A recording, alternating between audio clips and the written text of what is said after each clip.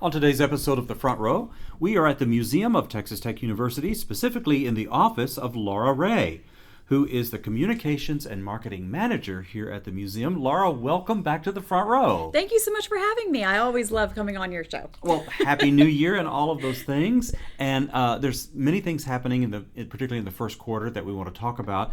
But before I do that, I want to say, when I drove in this morning, I drove into a parking lot that was full of cars. Yes. And all kinds of people and young adults, even children, were here in the museum today. And I thought that was the greatest thing, that you're such a living, vibrant thing in our cultural community, and to see all these people at the museum. Yes, exactly. It's such a great place. We're so lucky and special at the museum, where we're able to encompass so many different interests, so many different exhibitions and collections. So that way it can really cater to just any age group and any type of interest group.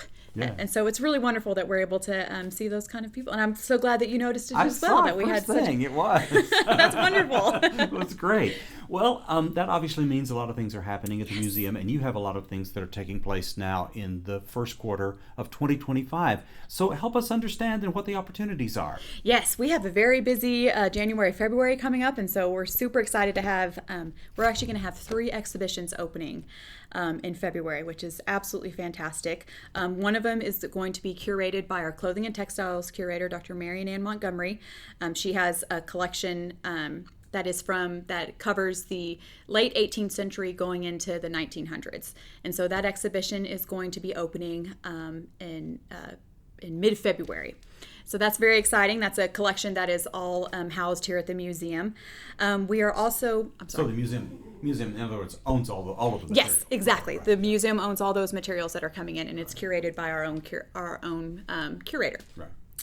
And then we also have a really wonderful traveling exhibition from the West Texas Watercolor Society. We've hosted their exhibitions before, which is a regional society of artists who enjoy doing watercolor. And so we end up hosting that exhibition, but this one's really special this year in that it's going to the state where it's the Western Federation of Watercolor Societies, and they're celebrating their 50th year anniversary.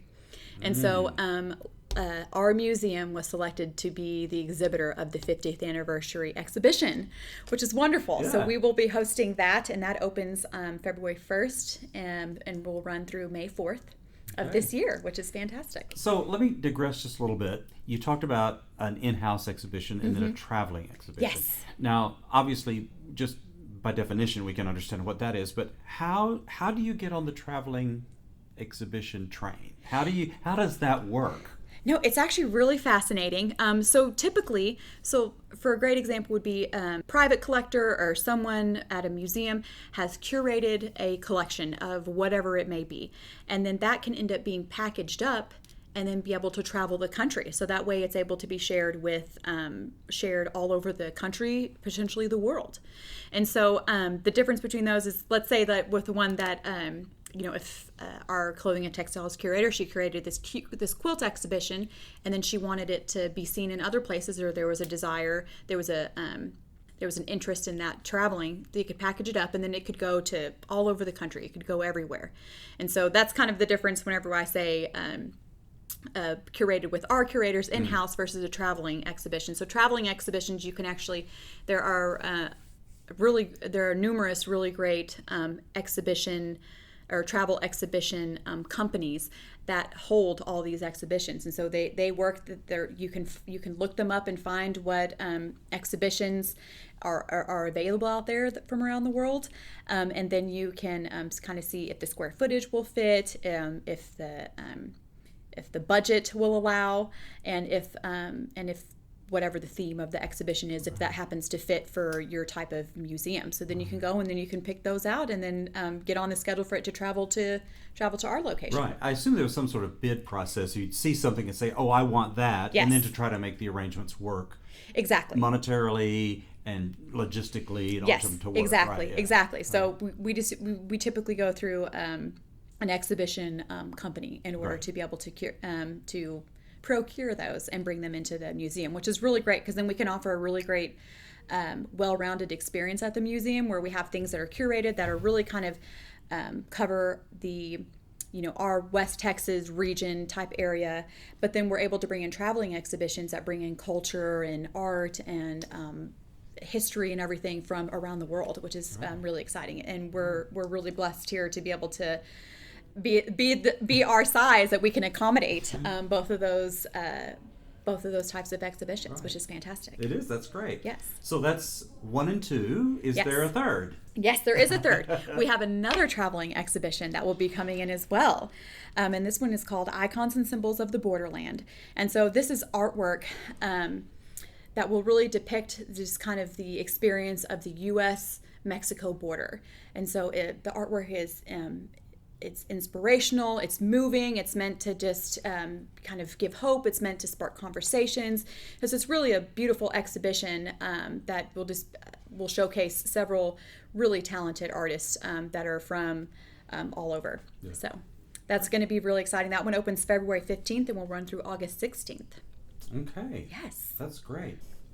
Well, Laura, when I was coming into the museum this morning, I was on my way up to your office, and I saw some doors leading into what I assume is the new part of the museum, or the most recently constructed part of the museum. And so would you tell us a little bit about that? Yes.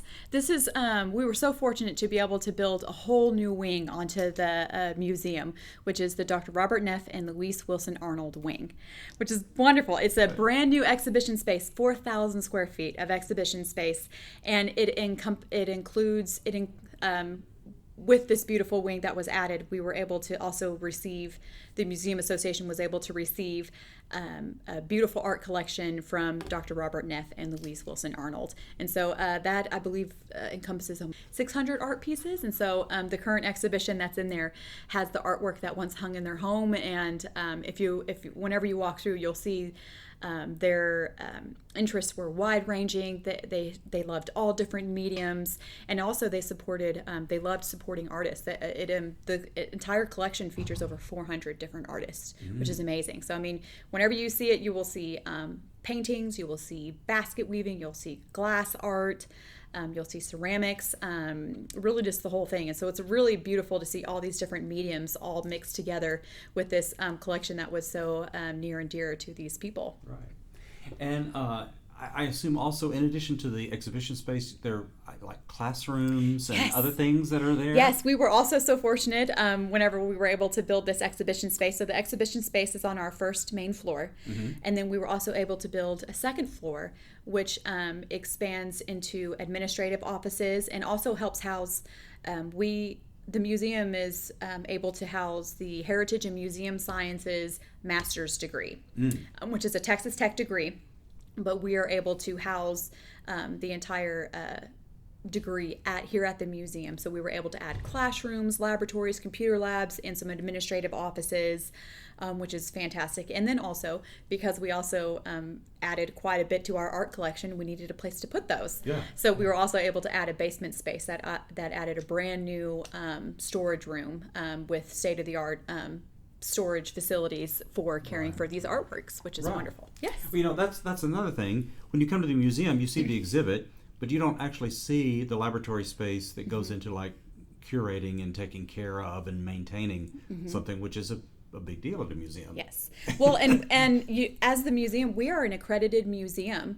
And in order to be accredited, we've been accredited since 1990 with the American Association of Museums. In order to maintain that accreditation, we have to meet certain standards in how we care for these objects that have been entrusted to us for us to care and maintain them. So such a big part of a museum is not just the exhibition, but it's also being able to really care for these things, to really hold them in perpetuity.